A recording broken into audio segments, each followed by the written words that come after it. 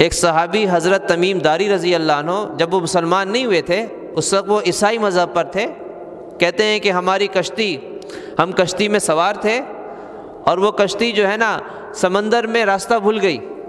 اس میں ہم لوگ کچھ لوگ سوار تھے. چلتی گئی ہمیں نہیں پتہ ہم کہاں جا رہے ہیں. اور آخر کار غالباً فرمائے کہ 30 دن کے بعد یا کتنے دنوں کے بعد وہ کشتی جا کے ایک جزیرے میں رک گئی. اور اس جزیرے میں ہم لوگ اترے، ہمیں نہیں پتا کہ کون سی جگہ تھی یہ. اور وہاں پر پھر ہم ایک غار میں گئے اور اس غار کے اندر ایک آدمی جو ہے نا بہت لمبا چوڑا تگڑا قسم کا زنجیروں میں بندھا ہوا تھا. اور ہم سے پوچھتا ہے تم کہاں سے آئے ہو؟ ہم نے بتایا کہ ہم عرب سے آئے.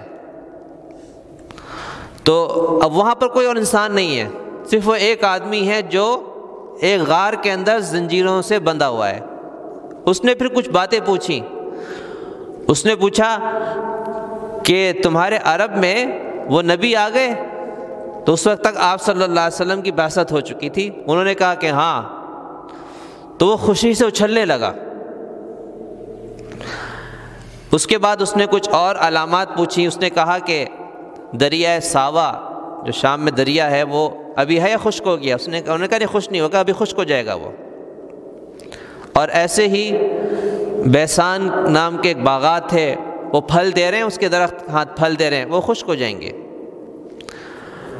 اور کوئی اور اس قسم کی علامت پوچھی.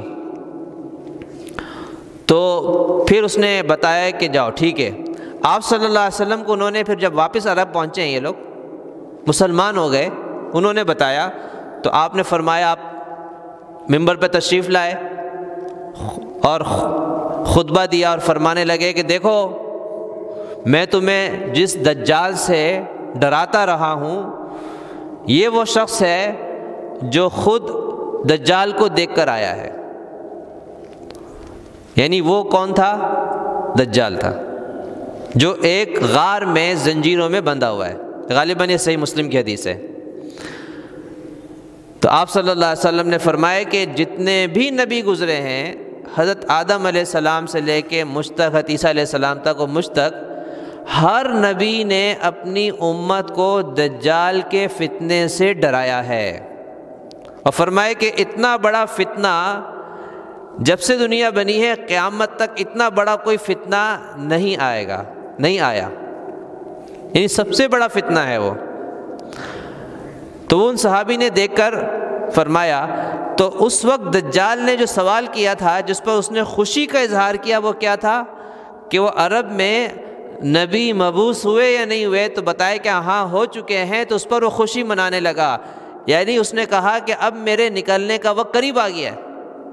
یعنی گویا کہ پتہ نہیں کتنے زمانے سے اس کو باندھ کے رکھا ہوا ہے. اب آپ صلی اللہ علیہ وسلم کے بعد بھی اب تک کتنے سال گزر گئے؟ تقریباً کوئی 1450 سال ہونے کو ہیں، 1430 سال ہو گئے. لیکن ابھی تک وہ نہیں نکلا نا. اور اب نہ جانے کتنے عرصے کے بعد نکلے گا.